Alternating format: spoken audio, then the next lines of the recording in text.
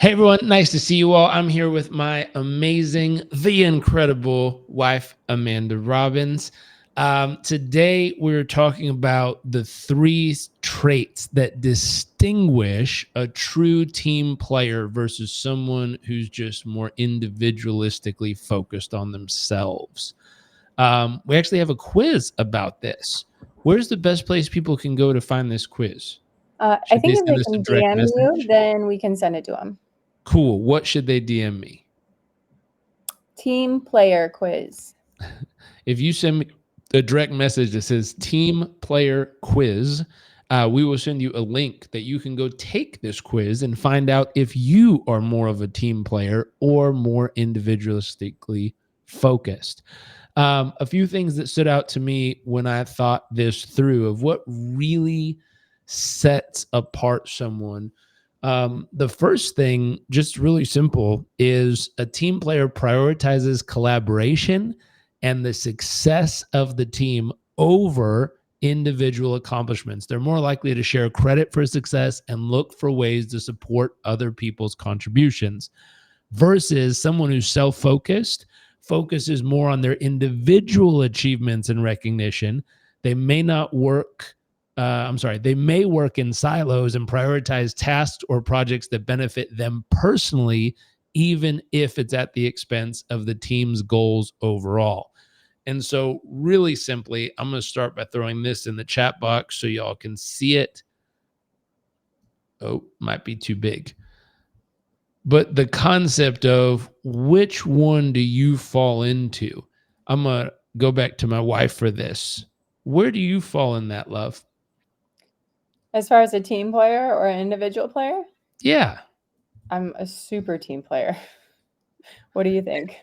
I think you're a team player as well. So, as a team player, what I'd love to know, what causes you to focus on collaboration so much? What's the source? So if we were trying to find more team players, I'd love to pick apart or hear your psychology on what's the drive behind wanting to focus on the whole more than just the self.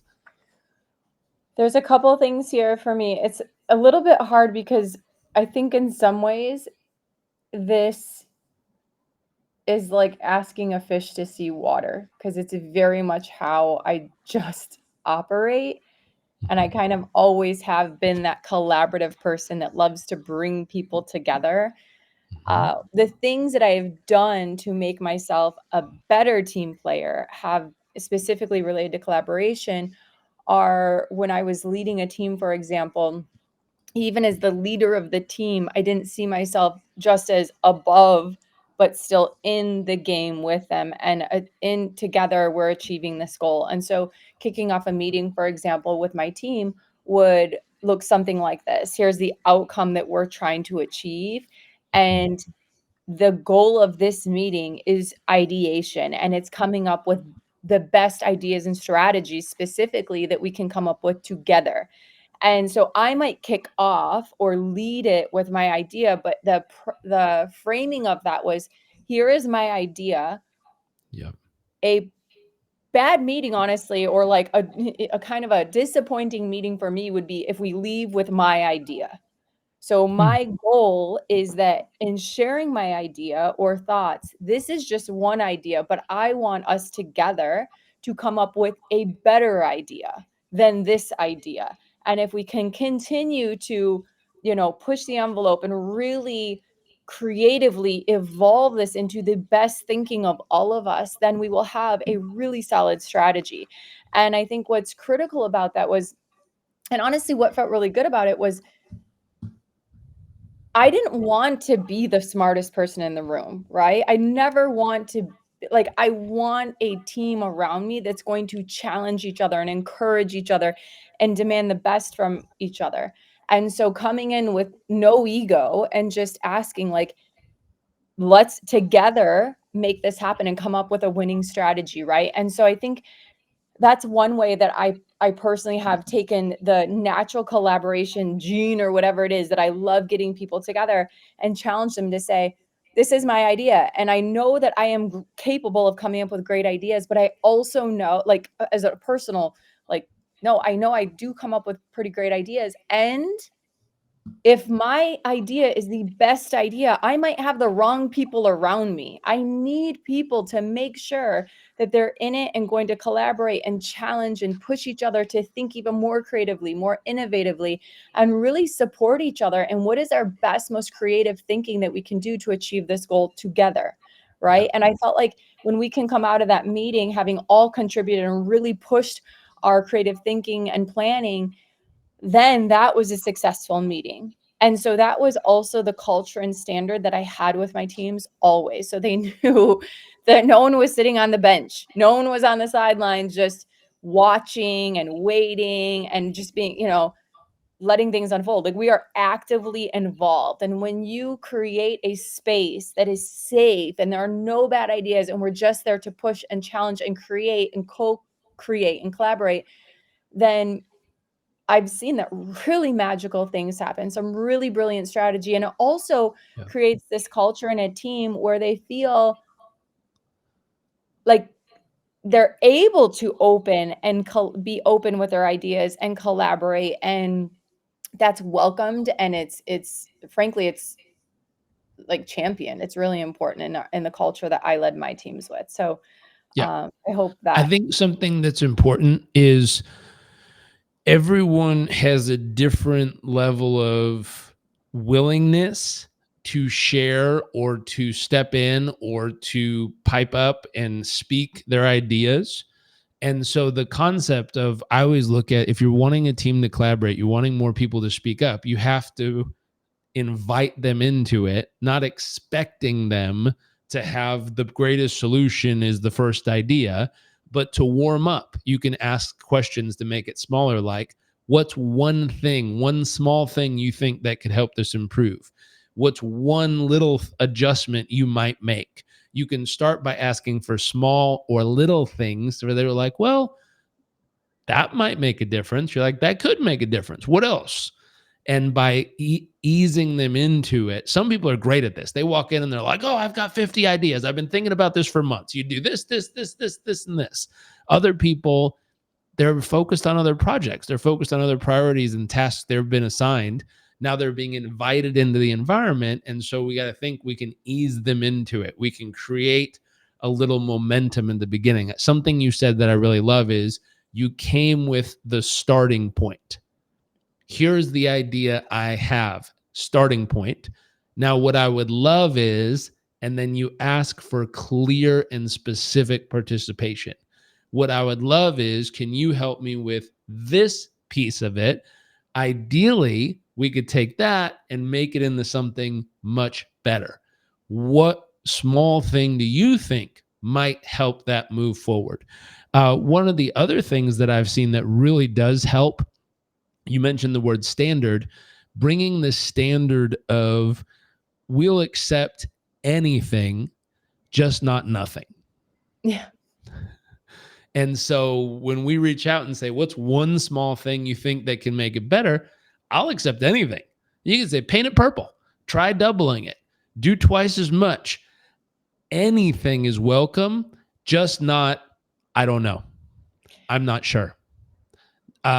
Skip, pass, not okay. You Well, have to contribute something, yeah. and we're open to anything, and you can throw it out there. What it happens is, a creative writing teacher taught me this. Oftentimes with writer's block, we sit down and we have a pencil and paper and we go, I just don't know what to write. Photography classes has proven, they cut the class in half and they said, one group is your assignment to get an A in this class. You have to go out and take one perfect picture. That's it. All semester, you have to get one perfect picture. The other half of the group, they said, in order to get an A, you have to take at least 2,000 plus pictures. Then they took at the end and they compared the best quality picture from each group, and the group who took thousands of pictures landed up with better pictures than the group who is trying to get just the perfect one. And so that same concept applies when you have a team engaging in this activity of coming up with solutions. You can use that story real quick to say, hey, we're not trying to get one perfect solution. We're trying to get as many solutions as possible first to get them all on the board. Then we'll take time to sift through and kind of upvote the ones that we think have the biggest potential, and then narrow down to a very specific action we can then move on as a group. And you're great at that. But just to reiterate the steps, starting point, you gave a starting point. You had clear and specific instructions of how specifically we're trying to improve this. And then we enter kind of this open forum where we'll accept anything, just not nothing. So you have to start throwing ideas on the board, and everyone throws as many as fast as they can. And then we take it and we start to upvote to find out which ones have the biggest and best potential.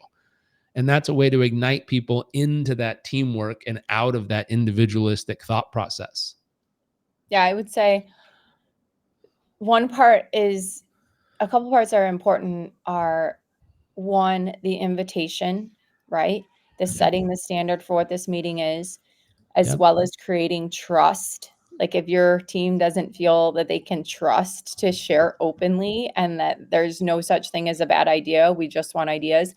And then I also add something that's important is to get the team prepared for that meeting in advance, because some people are really great with on the spot thinking and creativity, and other people need some more runway and some time to really think through these ideas. So it definitely helps to give some runway before a meeting like that, if possible. It's not always possible, but if it's possible, give them a heads up, or have some kind of exercise that gets them into that state of mind and that kind of thinking. Because like what you said, depending on what they were coming from prior, it might be really hard for them to switch gears and just and come up with creative ideas. With that, I would say, share something. And if you do need, if time allows, you do need a little bit of time, because again, some people need a little bit of space. We call it thinking time, to think. Then let them do that, because truly their strength might be in that creative space and thinking time to come up with their best ideas. And again, we're not looking for it doesn't have to be perfect and it doesn't have to be your very best. It's just the idea. What's beautiful about this is that every single person has different strengths. And by opening a space that allows everyone to show up with their unique strengths, you're able to get the best from everyone naturally, because by default, they're going to think with their strengths. Like that's what we do if we give them the space to be able to do that. And so that's really part of it too, is knowing I know my strengths, but also I have assembled a team around me that not only supports them, but also they have their own complementary strengths, right? Where their strengths might not be mine and mine might not be theirs, but together we're able to really evolve ideas and strategies and come out with our very best thinking, combining all of our superpowers or strengths together, right? So it was really beneficial. It's one of my favorite type of meetings. And again, I will say the most important part was getting clarity on what is our outcome. So if we're climbing a mountain together, I know, okay, this is the mountain we're climbing and here's where the peak is. I have an idea for how to get to the top. However, that doesn't mean it's the best thinking and that's the best route. I want us to all creatively think together, because some people are going to be, again, they're going to have different strengths. So they're going to start to think of different things to include in a route or a way to get to the top. And then we start to see all these different options. Now, as the leader of the team, it is important that you are the one that makes the decision, right? I'm not, in some teams, maybe you take a vote if that works. Ultimately, it is on the leader to, like, their neck is on the line, so to speak, to like make sure this strategy works. But what's beautiful is that, a great leader understands if it fails, it's on them. And if we win, it's all of our wins. It's not just the leaders. And so that's something too that is important, that you're able to collaborate. But if you, in doing so, you truly have created a team around you that their strengths, their genius, and together you truly believe that you can come up with the best idea or strategy for the way forward. I love it. Two other pieces that we look for in a team player. Number one, in the category of feedback and growth. Team player views feedback as a tool for personal and team growth. They have a growth mindset, so they see feedback as a way to improve. They're open to giving and receiving constructive criticism, understanding that it helps everyone improve and succeed. A self-focused individual may resist feedback or take it personally because their primary concern is maintaining their image or status. They might give feedback only when it serves their interest or highlights their superiority. Something to think about, and this was from a Harvard Business Review article. They found that high performing teams are more authentic. Team members express a wide range of emotions, even negative ones, without suppression. The authenticity means they can use their cognitive resources for doing the work instead of hiding or manipulating their emotions. I thought that was wildly fascinating. So they're Yeah. willing to actually express all of how they feel so that they don't waste time bottling it up and pretending like everything's fine when it's not. Instead, they get the emotion out of the way and they use all their cognitive capacity to go get the project done. I thought that was a very interesting piece of feedback. So feedback and growth, the big part here, I'll throw it up on the screen, is they view Oh, there I am. They view feedback as a tool for personal growth. They're opening to giving and receiving constructive criticism, and they understand that it helps everyone involved. The third piece is um, communication. Communication and support. Team player communicates openly and supports teammates, understanding that transparency and support are key to overcoming challenges and achieving goals. They listen actively to make sure effort to ensure everyone feels included and valued. This is really important. That Can, phrase where there's no such thing as a bad idea, like they actually behave. They actually, whoops, wrong one. They actually behave that way where they communicate openly, support teammates, and understand transparency and support are key. And they listen actively to make efforts to ensure everyone feels included. This is an interesting fact. When it came to high performing teams, they're not afraid to pick up the phone. High performance teams communicate more often and prefer phone calls. This helps prevent misunderstandings and strengthens relationships. In fact, they're 66% more likely to hop on the phone than an average performing team, meaning because they know communication is key, they're not willing to let oopses happen. They're willing to pick up the phone, have a quick call, pick up the phone, have a quick call. Better than sending a text or sending an email that can possibly be misunderstood and cause conflict, which is now derailing or slowing down the performance. They realize that a quick conversation is more useful to keep performance maintained at a high level. to add to that, not being afraid to ask questions. Sometimes people are afraid to ask questions because, again, they're worried about how they might appear, or if they'll sound, if it's a stupid question, or they'll sound dumb, or like, just Focusing that kind of themselves. like judgment they are fearful of. So a high performing team and a great leader will also create a safe space where ask questions, ask any questions, right? And so um, I've seen this best. There's someone I remember when I was doing an internship back in college. I was so amazed. I really was so inspired by this woman at the company that I was working at. She was fearless when it came to asking questions. And they would be sometimes the simplest questions, and she'd just raise her hand and ask. And I remember feeling like that contrast. And she was extremely successful, very well educated. And that was the moment for me that I really saw how powerful it is for someone to have complete confidence and in themselves to just ask a question and not be afraid of being judged about it, whether it's from your leaders or your reports or whoever it is around you, to not. And what's beautiful too is she would ask questions that I didn't know, but I was too afraid to ask then. And I thought, whoa, gosh, thank you for asking that question. Now I know. And so now, whether it's, reminding yourself of, um, as a leader, to create that space with your team where they do feel safe and encouraged to ask questions, or it is being that person that is like actually the smartest and most successful people ask the most questions. How do you think that they learned all of this stuff, right?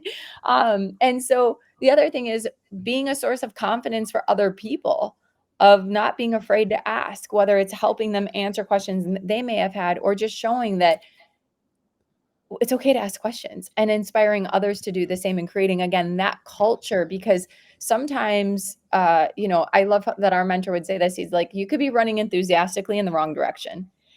And so to ask, am I running in the right direction, is a great question to ask so that someone can help you redirect, right? Get clarity on the outcome, or the scope of the project, or whatever it is that you're going after together, to make sure you can really perform. This morning, for example, I always feel so silly. I go to I've worked out at this CrossFit gym. I'm not a big CrossFitter, but I love to work out. And so I've joined this gym again, and I push myself through this fear or nerves of like, oh, I don't know what a snap is, or whatever it was. I don't even remember the name.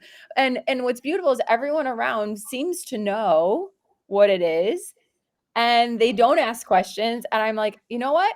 I'm going to ask. Like, it feels really good to feel that fear and just step through it and just ask the question that may seem silly to others. But truthfully, it's not even a silly question. It's our ego that's telling us, like, worried about how you will appear. But again, it's creating that culture to ask, does anyone have any questions whatsoever? Do, you know, and then again, inviting people to ask questions. I think I've repeated that a couple times, but You have. The key there is people who are afraid to ask questions generally are concerned in that moment, not completely, but in the moment, with maintaining their image or status. They feel like their image or status will be dinged, or they'll be looked down upon, or they'll come across as not knowing or unintelligent.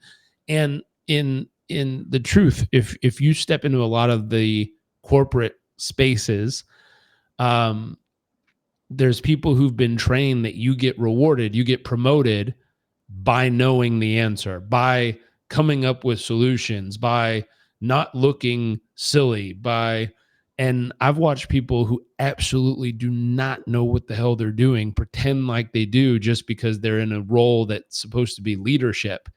Yes. Versus creating space where you're like, hey, I have no clue how we're going to do this. I need every single one of you to chip in so we can actually get to this outcome. When you can create an environment where you're transparent, you're authentic, you're real, and teamwork, to understand the concept, a team is when people depend on each other for the result to actually happen. If you don't depend, and so there's a whole culture of people who are taught, never depend on anybody, be self-sufficient, figure it out yourself. That's not a team. That's an individualistic, focused human being. A team says, I need you for this to work. And so if you want to create a team, you have to depend on each other. Anyways, you got to jump to go do a training. I think this was wonderful. If you need help with team training, reach out to us. We're both getting certified as team coaches. We've been training teams for many, many years. We'd love to assist you in creating a more cohesive team environment for your organization. Anyways, all you got to do, if you want to take that quiz one more time, DM me team quiz? Team player quiz. Team player quiz. And we will send you a link so you can find out if you're more of a team player or more individualistically focused. Have a great day, everyone.